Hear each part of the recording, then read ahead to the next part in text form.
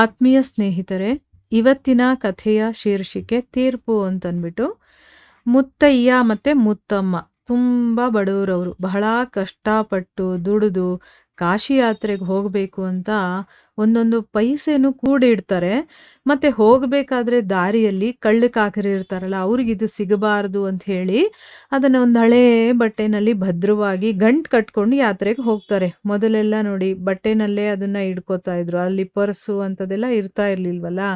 So ಬಟ್ಟೆನಲ್ಲೇ ಗಂಟು ಕಟ್ಟಿ ಇಡ್ತಾ ಇದ್ರು. ಮತ್ತು ಈ ಯಾತ್ರೆಗೆ ಹೋಗೋರ ಹತ್ರ ಸ್ವಲ್ಪ ಆದರೂ ದುಡ್ಡಿರುತ್ತೆ ಅಂದ್ಬಿಟ್ಟು ಆವಾಗ ಕಳ್ತನ ಮಾಡೋರು, ದಾರಿನಲ್ಲಿ ಅವ್ರಿಗೆ ಅಡ್ಡ ಕಟ್ಟಿ ಕಿತ್ಕೊಳ್ಳೋರು, ಈ ರೀತಿ ಎಲ್ಲ ಇರ್ತಾ ಇತ್ತು. ಸೊ ಆ ಒಂದು ಸಮಯದ ಮಾತಿದು, ಆಯಿತಾ. ಇವರು ಯಾತ್ರೆಗೆ ಹೊರಟರು. ಪುಷ್ಪಪುರ ಅನ್ನುವಂಥ ಊರನ್ನು ತಲುಪಿದಾಗ ಕತ್ತಲಾಗೋಗಿತ್ತು. ಅಲ್ಲೊಂದು ಧರ್ಮಶಾಲೆ ಇತ್ತು. ಅದನ್ನು ನೋಡಿ ಇವರಿಬ್ಬರು ಆ ದಿನ ಅಲ್ಲೇ ಉಳ್ಕೊಳ್ಬೇಕು ನಾವು ಅಂತ ನಿರ್ಧಾರ ಮಾಡಿ ಆ ಛತ್ರವನ್ನು ನಡೆಸ್ತಾ ಇದ್ದಂತಹ ಅವ್ರ ಹೆಸರೇನು ಗಿರಿಯಪ್ಪ ಮತ್ತು ಗಿರಿಯಮ್ಮ, ಆ ದಂಪತಿಗಳನ್ನು ನೋಡಿ ಇವತ್ತು ರಾತ್ರಿ ನಾವಿಲ್ಲಿ ಉಳ್ಕೋಬೋದಾ ಅಂತ ಕೇಳ್ತಾರೆ. ಅದಕ್ಕೆ ಅವರು ಏನು ಹೇಳ್ತಾರೆ, ಅದಕ್ಕೇನು ಖಂಡಿತವಾಗ್ಲೂ ಕೂಡ ಉಳ್ಕೊಳ್ಳಿ ಅಂತ ಹೇಳ್ತಾರೆ. ಸರಿ, ಮುತ್ತಯ್ಯ ಮತ್ತು ಮುತ್ತಮ್ಮ ಏನು ಮಾಡಿದ್ರು, ಬಹಳ ದೂರದಿಂದ ನಡ್ಕೊಂಡೇ ಬಂದಿದ್ರಿಂದ ಅವ್ರಿಗೆ ತುಂಬಾ ಆಯಾಸ ಆಗಿತ್ತು. ಹೀಗಾಗಿ ಮಲಗಿದ ತಕ್ಷಣವೇ ಅವರಿಗೆ ನಿದ್ದೆ ಕೂಡ ಬಂತು.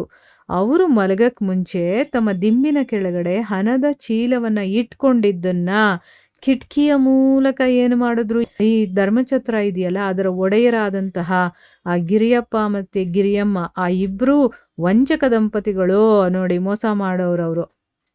ಅವರು ನೋಡಿ ಉಪಾಯವನ್ನು ಮಾಡಿ ಅದನ್ನು ಕದ್ದು ಬಿಡ್ತಾರೆ. ಅವ್ರಿಗೆ ಚೆನ್ನಾಗಿ ನಿದ್ದೆ ಬಂದ್ಬಿಟ್ಟಿರುತ್ತೆ. ಆ ಸಮಯದಲ್ಲಿ ಇವರಿಬ್ಬರು ಸೇರ್ಕೊಂಡು ಕದೀತಾರೆ. ಮಾರನೇ ದಿವಸ ಮುತ್ತಮ್ಮ ಮತ್ತು ಮುತ್ತಯ್ಯ ಎದ್ದು ನೋಡಿದಾಗ ಅಲ್ಲಿ ಹಣನೇ ಇರಲಿಲ್ಲ. ಅವರಿಗೆ ಎದೆನೇ ಹೊಡ್ಕೊಂಡಂಗಾಯಿತು. ಪಾಪ ನೋಡಿ, ಎಷ್ಟು ಕಷ್ಟಪಟ್ಟವರು ಅಷ್ಟು ಹಣವನ್ನು ಸಂಗ್ರಹಣೆ ಮಾಡಿರ್ತಾರೆ ಕಾಶಿ ಯಾತ್ರೆ ಮಾಡಬೇಕು ಅಂತ. ಅದಕ್ಕೆ ಅವ್ರಿಗೆ ನೋಡಿದಾಗ ಹಣನೇ ಇಲ್ವಲ್ಲ ಅಂತ ಅವ್ರಿಗೆ ತುಂಬಾ ಬೇಜಾರಾಗುತ್ತೆ. ತಕ್ಷಣ ಛತ್ರದ ಒಡೆಯರ ಹತ್ರ ಹೋಗಿ ಹೇಳ್ತಾರೆ, ಅಯ್ಯ, ನಮ್ಮ ಹಣ ಕಳೆದು ಹೋಗಿದೆ. ನಿನ್ನೆಯಿಂದ ಯಾರೂ ಛತ್ರಕ್ಕೆ ಬರಲಿಲ್ಲ. ನಾವು ಬಹಳ ಬಡವರು, ಕಷ್ಟಪಟ್ಟು ಹಣವನ್ನು ಕೂಡಿಟ್ಟಿದ್ವು. ಈ ಹಣ ಇಲ್ಲದೆ ನಾವು ಕಾಶಿಯನ್ನು ಮುಟ್ಟೋದಾದರೂ ಹೇಗೆ ಅಂತ ಅಂದ್ಬಿಟ್ಟು ಹೇಳ್ತಾರೆ. ಯಾಕಂದರೆ ಆ ಛತ್ರದಲ್ಲಿ ಇದ್ದವರೇ ಇವರಿಬ್ಬರು, ಆ ದಂಪತಿಗಳಿಬ್ಬರಿದ್ರು, ಒಡೆಯರು ಅಂದರೆ ಆ ಓನರ್ ಇದ್ರಲ್ಲ ಅವರಿಬ್ಬರಿದ್ರು. ಇನ್ಯಾರೂ ಬಂದಿಲ್ಲ ಹೋಗಿಲ್ಲ ಅಂತಂದಮೇಲೆ ಕದ್ದಿರೋದು ಅವರೇ ಅಂತ ಅನ್ಸುತ್ತೆ ತಾನೆ. ಅದಕ್ಕೋಸ್ಕರ ಅವ್ರು ಕೇಳ್ಕೊಳ್ತಾರೆ, ನಿನ್ನೆಯಿಂದ ಯಾರೂ ಛತ್ರಕ್ಕೆ ಬಂದಿಲ್ಲ. ಈಗ ನಾವು ಕಾಶಿಗೆ ಹೋಗಬೇಕು ಅಂತ ಇಟ್ಕೊಂಡಿದ್ದ ಹಣ ಅದೇ ಇಲ್ಲ ಅಂತಂದರೆ ನಾವು ಕಾಶಿಗೆ ಹೋಗೋದು ಹೇಗೆ ಅಂತಂದ್ಬಿಟ್ಟು ಹೇಳ್ತಾರೆ. ಅದಕ್ಕೆ ಗಿರಿಯಪ್ಪ ಮತ್ತು ಗಿರಿಯಮ್ಮ ಹೇಳ್ತಾರೆ, ನಮ್ಮ ಛತ್ರದಲ್ಲಿ ಇಲ್ಲಿ ತನಕ ಕಳ್ತನ ಆಗೇ ಇಲ್ಲ. ಅದು ಹೇಗೆ ನಿಮ್ಮ ಹತ್ರ ಮಾತ್ರ ಹಣ ಕಳ್ತನ ಆಗೋಕ್ಕೆ ಸಾಧ್ಯ? ನಮಗಂತೂ ಇದ್ರ ಬಗ್ಗೆ ಗೊತ್ತಿಲ್ಲ. ನೀವೆಲ್ಲೋ ಹಣನ ಕಳ್ಕೊಂಡು ಇಲ್ಲಿಗೆ ಬಂದು ನೀವು ಇಲ್ಲಿ ತಗಾದೆ ಮಾಡ್ತಾ ಇದ್ದೀರಾ. ನಿಮ್ಮಲ್ಲಿ ಹಣ ಇತ್ತು ಅನ್ನೋದಕ್ಕೆ ಏನು ಖಾತ್ರಿ? ನೀವು ಹೀಗೆ ಮಾಡೋದ್ರಿಂದ ಇನ್ನು ಮುಂದೆ ನಮ್ಮ ಛತ್ರಕ್ಕೆ ಯಾರೂ ಬರೋದೇ ಇಲ್ಲ ಅಂತೆಲ್ಲ ಏನೇನೋ ಮಾತಾಡಿ ಗದರಿಸ್ಬಿಡ್ತಾರೆ. ನೀವು ತಂದೆ ಇಲ್ವೇನೋ, ಅದಕ್ಕೆ ಸಾಕ್ಷಿ ಏನು, ಹಾಗೆ ಹೇಗೆ ಅಂತೆಲ್ಲ ಮಾತಾಡ್ತಾರೆ.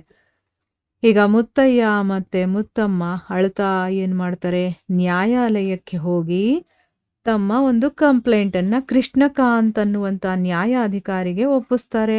ಕೃಷ್ಣಕಾಂತು ಆ ಊರಿನ ಬುದ್ಧಿವಂತ ಮತ್ತು ನ್ಯಾಯಾಧೀಶ ಮತ್ತು ಜನಗಳಿಗೆ ಉಪಕಾರ ಮಾಡಬೇಕು ಅನ್ನುವಂಥ ಮನಸ್ಥಿತಿ ಇರುವಂಥ ಒಬ್ಬ ಮನುಷ್ಯ. ಅವರು ಗಿರಿಯಪ್ಪ ಮತ್ತು ಗಿರಿಯಮ್ಮನನ್ನು ಕರೆಸಿ ವಿಚಾರ ಮಾಡಿದಾಗ ಇವರಿಬ್ಬರು ಅವ್ರ ಹತ್ರ ಹಣ ಇರೋದಕ್ಕೆ ಸಾಕ್ಷಿ ಏನಿದೆ ಹೇಳಿ ಅಂತಂದ್ಬಿಟ್ಟು ಕೇಳ್ತಾರೆ. ಈಗ ಮುತ್ತಯ್ಯ ಮತ್ತು ಮುತ್ತಮ್ಮನ ಹತ್ರ ಉತ್ತರನೇ ಇಲ್ಲ ಆ ಪ್ರಶ್ನೆಗೆ. ಯಾಕೆಂದರೆ ಸಾಕ್ಷಿ ಎಲ್ಲಿದೆ, ಅವ್ರ ಹತ್ರ ಹಣ ಇರೋದು ಯಾರಿಗೂ ಗೊತ್ತಿರಲಿಲ್ವಲ್ಲ. ಅದಕ್ಕೋಸ್ಕರ ಅವರು ಏನು ಹೇಳೋದಕ್ಕಾಗದೆ ಸುಮ್ಮನೆ ಇದ್ದರು. ಈಗ ನ್ಯಾಯಾಧಿಕಾರಿಗೂ ಕೂಡ ಏನು ಮಾಡಬೇಕು ಅಂತಲೂ ಅನ್ನಿಸ್ಲಿಲ್ಲ. ಕೊನೆಗೆ ಅವನೇನು ಹೇಳ್ತಾನೆ, ನನ್ನ ಮನೆಯಲ್ಲಿ ಪವಿತ್ರವಾಗಿರುವಂಥ ಒಂದು ನಗಾರಿ ಇದೆ, ಅದನ್ನು ಹೊತ್ಕೊಂಡು ನ್ಯಾಯಾಲಯಕ್ಕೆ ಹೋಗಬೇಕು. ಬೆಳಗ್ಗೆ ಮುತ್ತಯ್ಯ ಮತ್ತು ಮುತ್ತಮ್ಮ ಅದನ್ನು ನ್ಯಾಯಾಲಯಕ್ಕೆ ತೆಗೆದುಕೊಂಡು ಹೋಗಬೇಕು. ಮಧ್ಯಾಹ್ನ ಗಿರಿಯಪ್ಪ ಮತ್ತು ಗಿರಿಯಮ್ಮ ಅದನ್ನು ತಗೊಂಡು ಹೋಗಲಿ ಅಂತಂದ್ಬಿಟ್ಟು ಹೇಳ್ತಾನೆ. ಯಾಕೆಂದರೆ ಈ ರೀತಿ ಬೆಳಗ್ಗೆ ನೀವು ತೊಗೊಂಡೋಗಿ ಮಧ್ಯಾಹ್ನ ಅವ್ರು ತೊಗೊಂಡು ಹೋಗಲಿ, ಆಮೇಲೆ ಆ ನಗಾರಿ ಇದೆಯಲ್ಲ ಅದೇ ತೀರ್ಪು ಕೊಡುತ್ತೆ, ಯಾಕೆಂದರೆ ಅದು ಪವಿತ್ರವಾಗಿರುವಂಥ ನಗಾರಿ ಅಂತಂದ್ಬಿಟ್ಟು ಹೇಳ್ತಾನೆ. ಮಾರನೇ ದಿನ ಬೆಳಗ್ಗೆ ಮುತ್ತಯ್ಯ ಮತ್ತು ಮುತ್ತಮ್ಮ ನ್ಯಾಯಾಧೀಶನ ಮನೆಗೆ ಹೋಗಿ ನಗಾರಿಯನ್ನ ಎತ್ಕೊಂಡಾಗ ಅದು ತುಂಬಾ ಭಾರವಾಗಿರುತ್ತೆ. ಆದ್ರೂ ಅದನ್ನ ಕಷ್ಟಪಟ್ಟು ನ್ಯಾಯಾಲಯಕ್ಕೆ ಹೊತ್ಕೊಂಡು ಹೋಗ್ತಾ ಇರ್ತಾರೆ. ಆಗ ದಾರಿನಲ್ಲಿ ಅವ್ರಿಗೆ ತುಂಬಾ ಸುಸ್ತಾಗುತ್ತೆ ಅದನ್ನ ಎತ್ತೋದಕ್ಕೆ. ಸ್ವಲ್ಪ ಹೊತ್ತು ವಿಶ್ರಾಂತಿ ತಗೊಳ್ಳೋದಕ್ಕೋಸ್ಕರ ಅವರು ನಿಂತ್ಕೊಳ್ತಾರೆ. ಆಗ ಮುತ್ತಮ್ಮ ಮುತ್ತಯ್ಯನಿಗೆ ಹಣ ಹೋದ್ರೆ ಹೋಯ್ತು, ದೇಹ ಶ್ರಮ ಕೂಡ ಆಗ್ತಾ ಇದೆ ಇಲ್ಲಿ ನಮಗೆ. ನಮ್ಮ ಅದೃಷ್ಟದಲ್ಲಿ ಕಾಶಿ ಯಾತ್ರೆ ಬರದೇ ಇಲ್ಲ ಅನ್ಸುತ್ತೆ. ನಾವೇ ಸ್ವಲ್ಪ ಎಚ್ಚರಿಕೆಯಿಂದ ಇರಬೇಕಾಗಿತ್ತು. ಈ ಯಾರೂ ಗೊತ್ತಿಲ್ಲದೆ ಇರುವಂತ ಅಪರಿಚಿತ ಊರಿನಲ್ಲಿ ಇರೋದಕ್ಕಿಂತ ನಮ್ಮೂರ್ಗ್ ಹೋಗೋದೇ ವಾಸಿ ಅಂತಂದ್ಬಿಟ್ಟು ಅವಳು ಕಣ್ಣೀರು ಹಾಕ್ತಾಳೆ. ಅಂದ್ರೆ ಅವರಿಬ್ರು ನಡೆದಿದ್ದನ್ನ ನೆನೆಸ್ಕೊಂಡು ಬೇಜಾರು ಮಾಡ್ಕೊಂಡು ತಮ್ಮಲ್ಲಿ ಮಾತಾಡ್ಕೊಳ್ತಾ ಇದ್ದಾರೆ.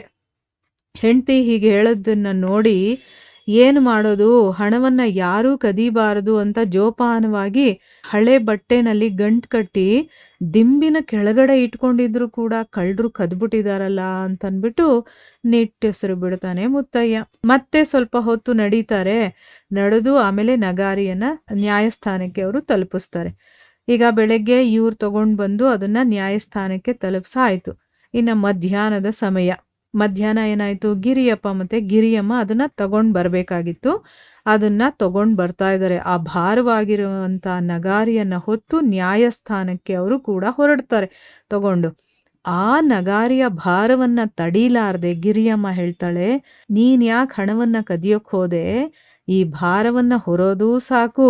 ಹಣ ಏನಾದ್ರೂ ಜಾಸ್ತಿ ಇದೆಯಾ? ದೊಡ್ಡ ಗಂಟೇನಾದ್ರೂ ಸಿಕ್ಕಿದ್ಯಾ? ಇಲ್ಲ ನೋಡು, ಹಣ ಎಷ್ಟಿದೆ ಅಂತಂದ್ರೆ ಸುಮ್ಮನೆ ಸ್ವಲ್ಪನೇ ಇದೆ ಅದ್ರಲ್ಲಿ ಹಣ. ನಾವು ದೊಡ್ಡ ಗಂಟೇನಾದ್ರೂ ಸಿಗೋ ಹಾಗಿದ್ರೆ ಇಷ್ಟೆಲ್ಲ ಕಷ್ಟ ಪಡ್ಬೋದಾಗಿತ್ತು. ಈ ನಗಾರಿ ಬೇರೆ ಇಷ್ಟು ಭಾರ ಇದೆ, ಇದನ್ನು ಬೇರೆ ಹೊರಬೇಕು. ಇನ್ನು ನೋಡಿದ್ರೆ ಸಿಗೋದು ನಮಗೆ ಸ್ವಲ್ಪ ಹಣನೇ. ಸಿಕ್ಕಿಬಿದ್ರೆ ನಮಗೆ ಎಷ್ಟು ಅವಮಾನ ಕೂಡ ಆಗುತ್ತೆ. ಊರಲ್ಲಿ ನಮ್ಗೆ ಕೆಟ್ಟ ಹೆಸರು ಬರೋದಿಲ್ವಾ ಅಂತನ್ಬಿಟ್ಟು ಅವಳು ಗಂಡನಿಗೆ ಹೇಳ್ತಾಳೆ. ಆಗ ಗಿರಿಯಪ್ಪ ಹೇಳ್ತಾನೆ, ನೀನೇ ಅಲ್ವಾ ಆ ಕೋಣೆಯ ಚಿಲ್ಕವನ್ನ ತೆಗೆದು ಹಣದ ಗಂಟನ್ನ ಕದಿಯೋದಕ್ಕೆ ನನಗೆ ಸಹಾಯ ಮಾಡಿದವಳು. ಆಗ ಕದಿಯೋದಕ್ಕೆ ಸಹಾಯ ಮಾಡಿಬಿಟ್ಟು ಈಗ ಈ ಭಾರವನ್ನು ಹೊರೋದಕ್ಕೆ ಕಷ್ಟ ಅನ್ಸ್ಬಿಟ್ಟು ನನ್ನನ್ನು ಇವಾಗ ಆಕ್ಷೇಪಣೆ ಮಾಡ್ತಾ ಇದೆಯಾ ಅಂತನ್ಬಿಟ್ಟು ಗಿರಿಯಪ್ಪ ಹೇಳ್ತಾನೆ. ಅಂದ್ರೆ ಆ ಕಳ್ತನ ಮಾಡ್ಬೇಕಾದ್ರೆ ನೀನು ಸಹಾಯ ಮಾಡಿದ್ಯಾ, ಎಲ್ಲ ಮಾಡಿದ್ಯಾ.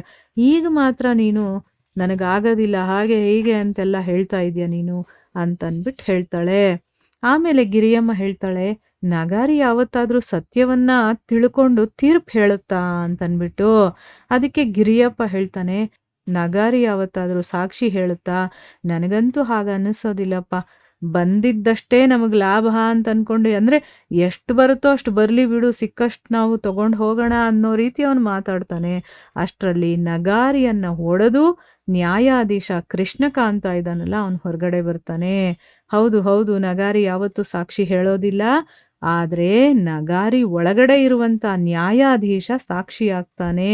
ನಿಮ್ಮಿಬ್ಬರ ಮಾತನ್ನು ನಾನು ಕೇಳಿಸ್ಕೊಂಡಿದ್ದೀನಿ. ಮುದುಕರನ್ನ ವಂಚನೆ ಮಾಡಿದ್ದಕ್ಕೆ ನಿಮಗೆ ಶಿಕ್ಷೆ ಕೂಡ ಇದೆ, ದಂಡ ಕೂಡ ಇದೆ ಅಂತನ್ಬಿಟ್ಟು ಹೇಳಿ ಅವರ ಹಣಕ್ಕೆ 2 ಪಟ್ಟು ಹಣ ಸೇರಿಸಿ ಅವ್ರಿಗೆ ಕೊಡಿ ಅಂತನ್ಬಿಟ್ಟು ಮುತ್ತಯ್ಯನಿಗೆ ಕಳೆದದ್ದಕ್ಕಿಂತ ಹೆಚ್ಚು ಹಣ ಕೊಡಿಸಿ ಆ ನ್ಯಾಯವನ್ನ ದೊರಕಿಸಿಕೊಡ್ತಾನೆ ನ್ಯಾಯಾಧೀಶ ಕೃಷ್ಣಕಾಂತ. ನೋಡಿ, ಇಂಥ ನ್ಯಾಯಾಧೀಶರೂ ಕೂಡ ಇರ್ತಾರೆ ಆಯ್ತಾ. ಎಲ್ಲರೂ ಕೆಟ್ಟವರೇ ಆಗಿರೋದಿಲ್ಲ. ಎಲ್ಲ ಒಂದು ಫೀಲ್ಡಲ್ಲೂ ಕೆಟ್ಟವರು ಇರ್ತಾರೆ, ಒಳ್ಳೆಯವರು ಇರ್ತಾರೆ. ಇಲ್ಲಿ ಈ ರೀತಿಯ ಒಬ್ಬ ಒಳ್ಳೆ ನ್ಯಾಯಾಧೀಶ ಕೃಷ್ಣಕಾಂತ. ಈ ಒಂದು ಕಥೆಯ ಸಾರಾಂಶ. ಹರೇ ಕೃಷ್ಣ.